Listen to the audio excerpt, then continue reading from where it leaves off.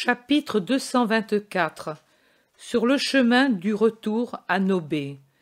Ils sont déjà sur les pentes de l'Oliveraie, et les trois couples d'apôtres laissés à Jéricho, à Tékua et à Béthanie sont de nouveau réunis au Maître. Mais Judas de Kériote est toujours absent, et les apôtres en parlent à voix basse. Jésus est d'une tristesse infinie. Les apôtres qui le remarquent disent entre eux: c'est certainement à cause de Lazare, c'est vraiment un homme fini, et les sœurs font peine à voir. Le maître ne peut même pas s'arrêter dans cette maison avec tant de rancœur qui le poursuit. Cela aurait été un réconfort pour le malade et les sœurs, et aussi pour le maître. « Moi, je ne puis comprendre pourquoi il ne le guérit pas, » s'exclame Thomas. « Ce serait juste même.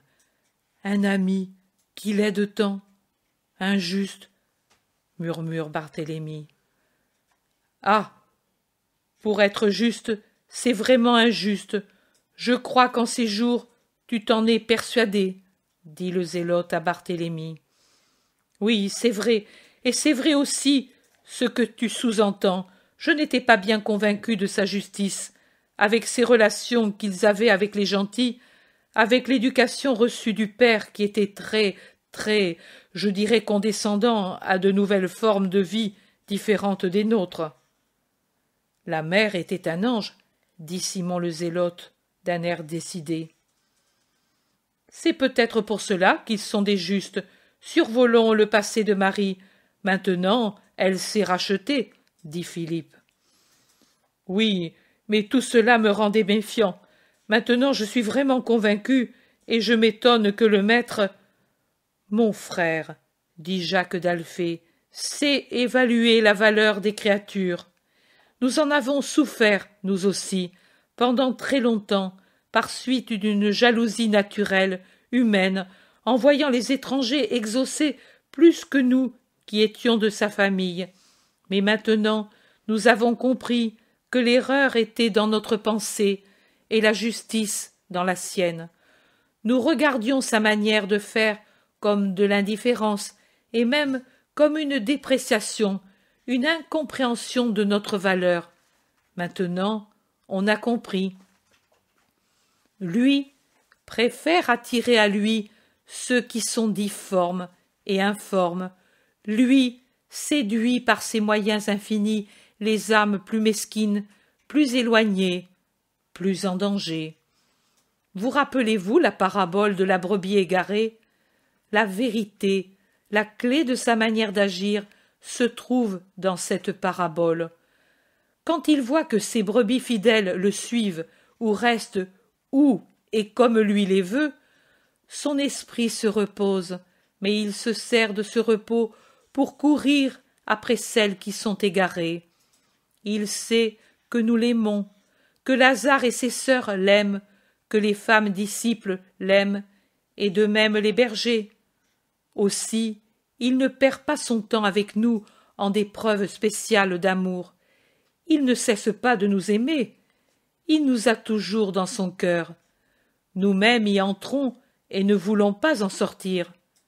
Mais les autres, les pécheurs, les égarés, il doit leur courir après, les attirer par son amour et ses miracles, par sa puissance. Et il le fait. Lazare, Marie et Marthe continueront de l'aimer, même sans miracle. André dit: c'est vrai.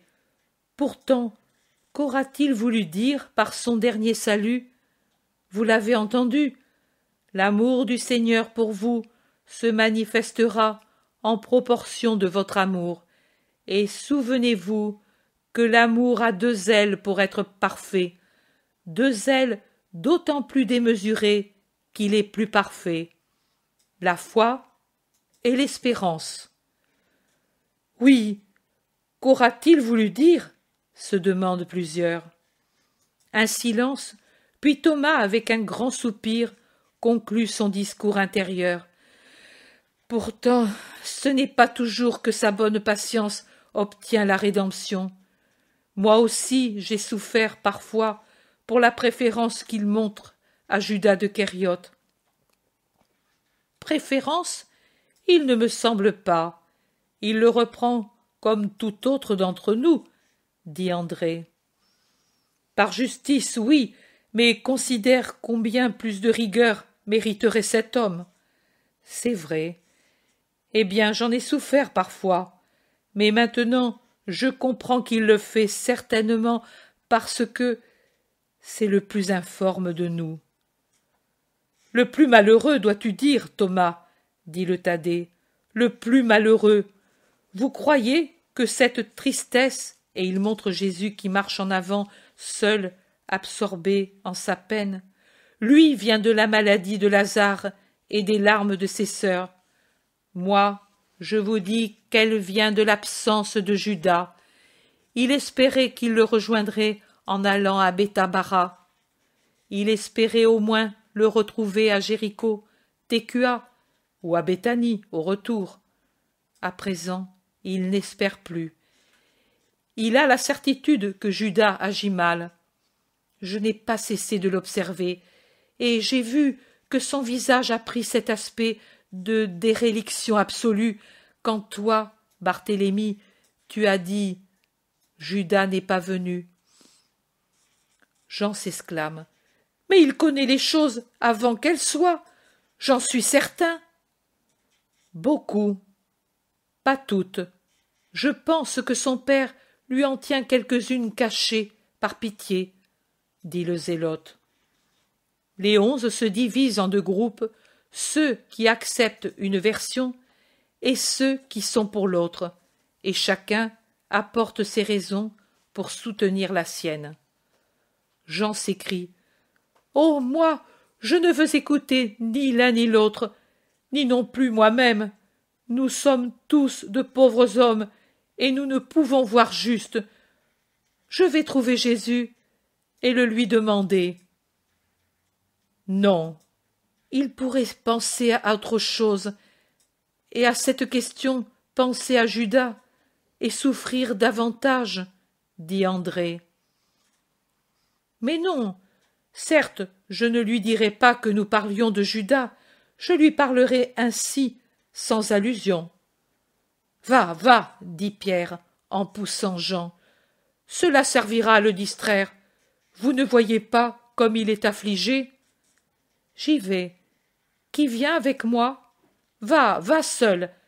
Avec toi il parle sans retenue, et ensuite tu nous diras. Jean s'écrie. Maître! Jean, que veux-tu? Et Jésus, avec un sourire lumineux sur le visage, entoure de son bras son préféré, en le tenant près de lui, tout en marchant. Nous parlions entre nous, et nous avions des doutes sur une chose, celle-ci.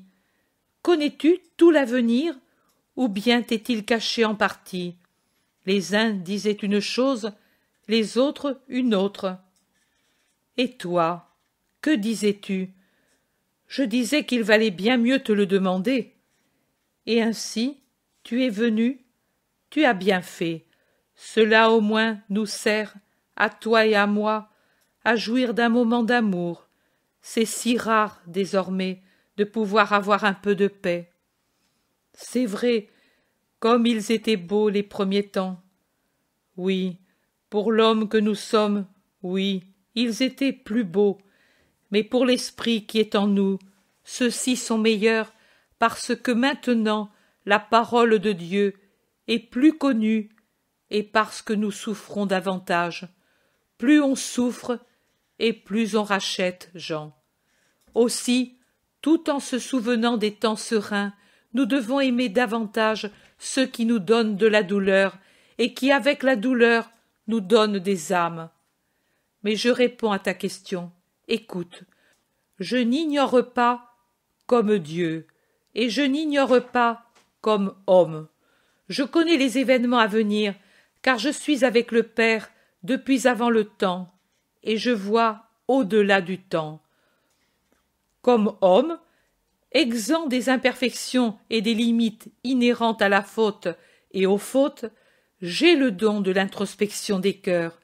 Ce don n'est pas limité au Christ, mais il appartient à des degrés divers à tous ceux qui, ayant atteint la sainteté, sont tellement unis à Dieu qu'ils peuvent se dire qu'ils n'opèrent pas par eux-mêmes, mais avec la perfection qui est en eux. Je puis donc te répondre que je n'ignore pas, comme Dieu, les siècles à venir, et que comme homme juste, je n'ignore pas l'état des cœurs. Jean réfléchit et se tait. Jésus le laisse un moment, puis il dit « Par exemple, je vois en toi cette pensée. » Mais alors, mon maître connaît exactement l'état de Judas de Kériote. « Oh, maître !»« Oui, je le connais, et je continue d'être son maître, et je voudrais que vous continuiez d'être ses frères. Maître saint, mais vraiment, tu connais toujours tout. Nous disons parfois que cela n'est pas, car tu vas dans des endroits où tu trouves des ennemis. Avant d'y aller, tu sais que tu vas les y trouver, et tu y vas pour les combattre par ton amour, pour les soumettre à l'amour, ou bien tu ne le sais pas, et tu ne vois les ennemis que quand tu les as en face, et que tu lis leur cœur. Une fois tu m'as dit, tu étais si triste aussi alors, et toujours pour la même raison, que tu étais comme quelqu'un qui ne voit pas. J'ai éprouvé aussi ce martyre de l'homme, de devoir avancer sans voir, en me confiant totalement à la Providence. Je dois connaître tout de l'homme, sauf la faute consommée, et cela non par l'effet d'une barrière mise par mon Père à la chair, au monde et aux démons, mais par ma volonté d'homme. Je suis comme vous, mais je sais vouloir plus que vous. Aussi, je subis les tentations, mais je ne cède pas aux tentations, et c'est en cela que réside, comme pour vous, mon mérite. Des tentations, toi? Cela me paraît presque impossible. Parce que tu en souffres peu, tu es pur, et tu penses que moi, l'étant plus que toi, je ne dois pas connaître la tentation.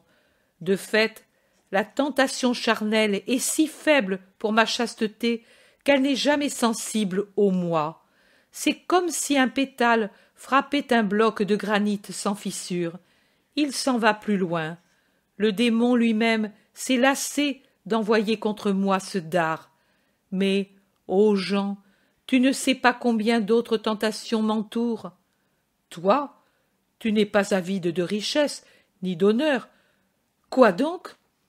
Et tu ne penses pas que j'ai une vie, des affections et des devoirs aussi, envers ma mère, et que ces choses m'incitent à fuir le danger? Lui, le serpent, appelle cela danger, mais son vrai nom, c'est sacrifice. Et tu ne penses pas que moi aussi j'ai des sentiments? Le moi moral n'est pas absent en moi, et il souffre des offenses, des mépris, des duplicités. Ô mon Jean, tu ne te demandes pas quel dégoût j'éprouve pour le mensonge et le menteur? Sais-tu combien de fois le démon me porte à réagir à ces choses qui me donnent de la douleur, pour me faire sortir de la mansuétude, pour me rendre dur, intransigeant?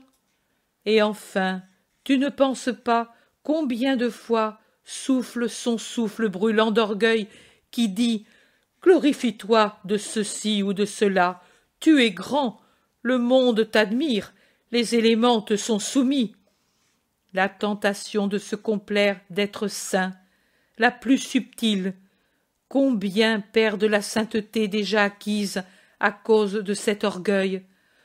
Comment Satan a-t-il corrompu Adam? En tentant les sens, la pensée, l'esprit. Et ne suis-je pas l'homme qui doit recréer l'homme?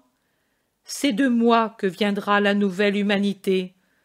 Et voilà que Satan cherche les mêmes chemins pour détruire, et pour toujours, la race des fils de Dieu.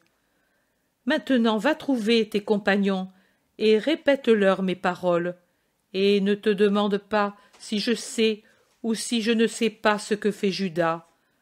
Pense que je t'aime.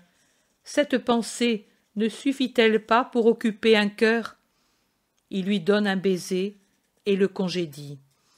Et resté seul de nouveau, il lève les yeux vers le ciel que l'on voit à travers le feuillage des oliviers, et il gémit. Mon père, fais qu'au moins jusqu'à la dernière heure je puisse tenir caché le crime, pour empêcher que mes bien-aimés se souillent de sang. Aie pitié d'eux, mon père, ils sont trop faibles pour ne pas réagir à l'offense.